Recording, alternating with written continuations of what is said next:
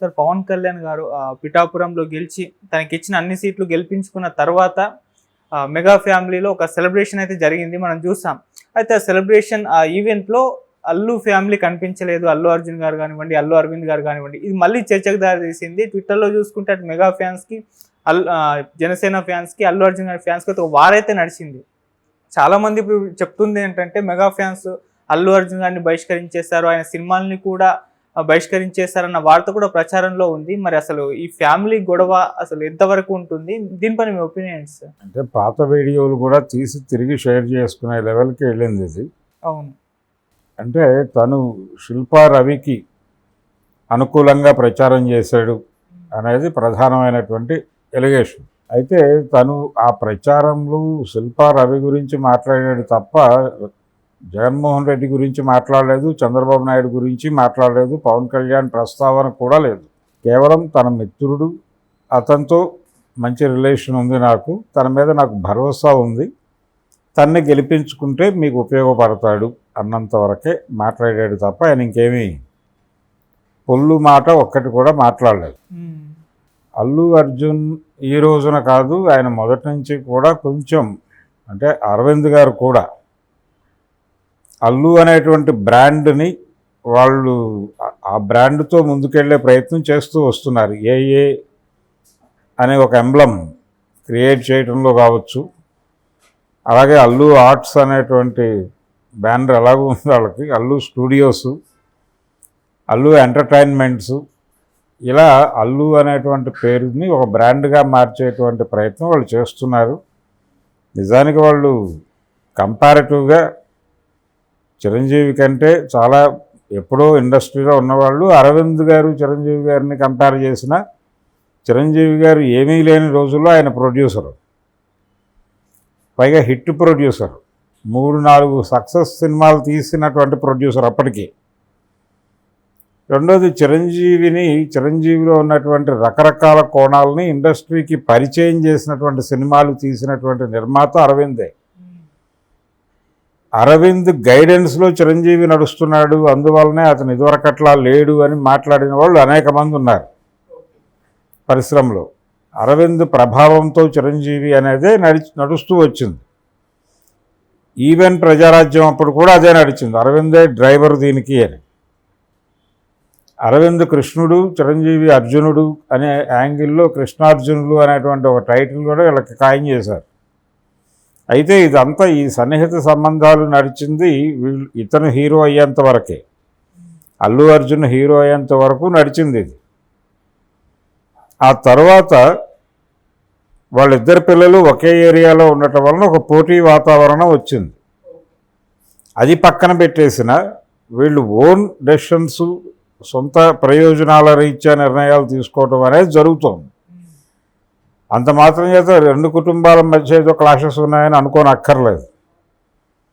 రెండోది, పవన్ కళ్యాణ్ ఎన్నికల ఉపన్యాసాల్లో, ప్రారంభ ఉపన్యాసాల్లో మాట్లాడుతూ నేనేదో సినిమా హీరోని కానీ నన్ను మించి చాలామంది వెళ్ళిపోయారు, ఇప్పుడు జూనియర్ ఎన్టీఆర్ గారితో పోల్చినా నేను చిన్న హీరోనే, రామ్ చరణ్ గారితో పోల్చినా చిన్న హీరోనే, అల్లు అర్జున్ గారితో పోల్చినా చిన్న హీరోనే అని మాట్లాడాడు. ఆయన అల్లు అర్జున్ పేరు ప్రస్తావించాడు, ప్రస్తావన ఉంది. అలాగే ఈ మధ్య అల్లు అర్జున్ బర్త్డేకి చిరంజీవి గారు సతీ సమేతంగా వెళ్ళి ఆశీర్వదించి రావడం, ఇవన్నీ చూసాం మనం.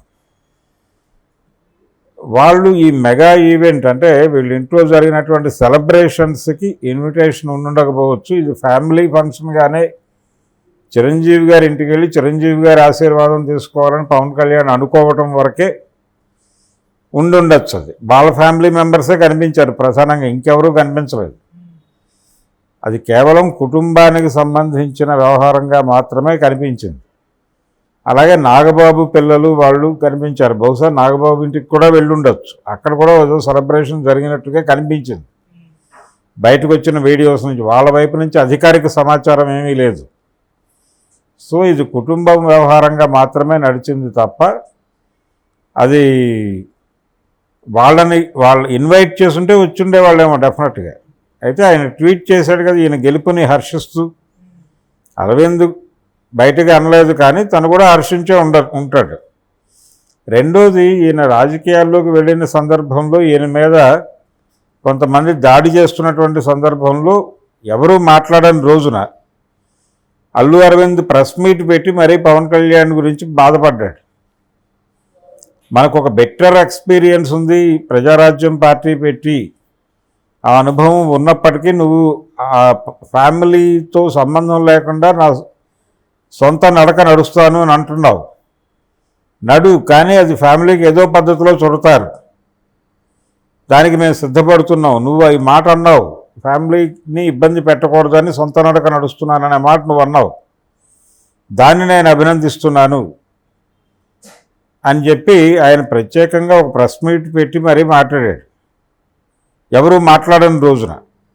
సో అరవింద్కి ఆ కన్సర్న్ ఉంది, కానీ ఎవరి ప్రోగ్రాం వాళ్ళదే. పర్టికులర్గా చిరంజీవి సినిమాల్లోకి రీఎంట్రీ అల్లు వారి బ్యానర్ గీతా ఆర్ట్స్ నుంచి జరుగుతుంది అనుకున్నారు అందరూ. కానీ కొణిదెల అనే పేరుతో ఒక ఫర్మ్ రిజిస్టర్ చేసి ఒక కంపెనీ దాని నుంచి ఆ బ్యానర్ నుంచి ఆయనతో 150 సినిమా చేయించాడు రామ్ చరణ్. ఆ రోజున కూడా వినిపించింది ఏవో గ్యాప్స్ ఉన్నాయని. ఇలా ప్రతి సందర్భంలోనూ ఆ చర్చ వస్తూనే ఉంది, గ్యాప్లు ఉన్నాయని. అరవింద్ గారు 2 వివరణలు ఇచ్చాడు. ఒకటి ఆ వివరణ అయితే పవన్ కళ్యాణ్కి సంబంధించి, మా ఇద్దరి పిల్లలు హీరోలు అవటం వలన ఒక పోటీ ఉంది, ఆ పోటీతత్వం మా కుటుంబాల మీద కూడా పనిచేయవచ్చు అని. అలాగే సొంత నిర్ణయాలు తీసుకున్నప్పుడు పార్టీ స్టాండ్తో ఉన్నప్పుడు వీళ్ళు పార్టీతో లేరు, పార్టీ సభ్యులు కాదు వీళ్ళు. పార్టీ సభ్యులు కాని వాళ్ళు ఏ నిర్ణయమైనా తీసుకోవచ్చు, ఎవరితోనైనా వాళ్ళు స్నేహంగా ఉన్న వాళ్ళతో సన్నిహితంగా ఉండొచ్చు, ఉండే అవకాశం ఉంది. ఉండకూడదు అని మాట్లాడటం తప్పు, ఉండకూడదు అని మాట్లాడిన వాడు నాగబాబు. ఆ ట్వీట్ చేయటం వలన వచ్చిన గొడవ ఇదంతా. మావాడు అనుకున్నవాడు పరాయి వాడి భుజం కాస్తాడు, పరాయి వాడైనప్పటికీ మా భుజం కాసేవాడు మావాడు అనుకోవాల్సిన పరిస్థితి అని చెప్పి ఆయన ఒక విచిత్రమైన భాషలో ఒక ట్వీట్ చేసి దాన్ని డిలీట్ చేసి అకౌంట్ డీయాక్టివేట్ చేసి మళ్ళీ యాక్టివేట్ చేసి ఆ పోస్ట్ డిలీట్ చేశానని ప్రత్యేకంగా ప్రస్తావించి ఇంత గందరగోళం చేసినవాడు నాగబాబు. సో ఈ గొడవంతా నాగబాబు సెంట్రిక్గా జరిగింది, అలాగే పవన్ కళ్యాణ్ సెంట్రిక్గా జరిగింది. కానీ చిరంజీవికి ఆ ఫ్యామిలీకి ఇబ్బంది ఏం లేదు. సో రేపు పొద్దున ఏదైనా కామన్ ఇష్యూ మీద ఏదైనా ఫ్యామిలీ ఫంక్షన్ జరిగితే, ఇది పొలిటికల్ ఫంక్షన్, ఇది పొలిటికల్ ఫంక్షను, ఫ్యామిలీ ఫంక్షన్, వాళ్ళ ఫ్యామిలీ ఫంక్షన్, ఉమ్మడి కుటుంబ వ్యవహారం ఏదైనా జరిగితే డెఫినెట్గా వీళ్ళందరూ కలుస్తారు. ఒకవేళ అంటే ఇప్పుడు ఇంకొక చర్చ జరుగుతోంది రేపు పొద్దున, అంటే జగన్మోహన్ రెడ్డి అధికారంలో ఉన్నప్పుడు పవన్ కళ్యాణ్ సినిమాలను ఇబ్బంది పెట్టాడు. అక్కడ భీమ్లా నాయక్ రిలీజ్ అయినప్పుడు తహసీల్దార్ స్థాయి అధికారి వెళ్ళి బుకింగ్లో కూర్చుని చెప్పిన రేటుకి అమ్ముతున్నారా లేదా అని వెరిఫై చేసినటువంటి పరిస్థితి చూసాం. అలాంటి పరిస్థితి రేపు పొద్దున పుష్పకు వస్తుందా, అసలు అల్లు అర్జున్ సినిమాలు ఆడనిస్తారా ఆంధ్రప్రదేశ్లో అనే ఒక చర్చ కూడా జరుగుతోంది. ఒకవేళ ఆ పరిస్థితే దాపురించే వాతావరణం ఉంటే డెఫినెట్గా అల్లు అరవింద్ రంగప్రవేశం చేసి ఆయన అందరితోనూ డైలాగ్ ఉంది ఆయనకి. డెఫినెట్గా అటు చంద్రబాబుతోనూ పవన్ కళ్యాణ్తోనూ చిరంజీవితోనూ మాట్లాడి వ్యవహారాన్ని ఒక సద్దు మణిగేలా చేసి కేక్ వాక్ అనిపించగల సమర్థుడు అతను. ఘటన సమర్థుడు. ఇందాకే చెప్పుకున్నట్టుగా కృష్ణార్జునుల్లో కృష్ణుడు ఆయన, వ్యూహాత్మకంగా వ్యవహరించగలడు. కంపారిటివ్గా చిరంజీవితో పోలిస్తే వ్యూహరచనలో అతను దురంధరుడే. కాబట్టి ఆ పరిస్థితి రాదనే అనుకుంటున్నాను నేను. ఒకవేళ వస్తే డెఫినెట్గా అరవింద్ నిలబడి చక్రం అడ్డు వేసి కుమారుణ్ణి కాపాడి ఈ అంటే ప్రస్తుతం జరుగుతున్నటువంటి వివాదం అంతా కూడా ఒక రకంగా మంచిదే అనుకుంటున్నారేమో వాళ్ళని నా ఉద్దేశం. మరక మంచిదేలాగా ఇదంతా ఒక డిస్కషన్ జరగనివ్వండి, మనం వార్తలో ఉంటాం, మన సినిమా వార్తల్లో ఉంటుంది, మన సినిమాని ఆడనిస్తారా ఆడనివ్వరా అనే చర్చ జరగడం మంచిదే. ఇది ఒక బజ్ క్రియేట్ అవుతుంది, సినిమా రిలీజ్ అయ్యి ఆగస్టు 15 నాటికి మనం సెటిల్మెంట్ చేసుకుందాం అన్న ధోరణిలో వ్యూహాత్మకంగా చూస్తున్నాడేమో అరవింద్ గారు అనేది కూడా ఒక డౌట్.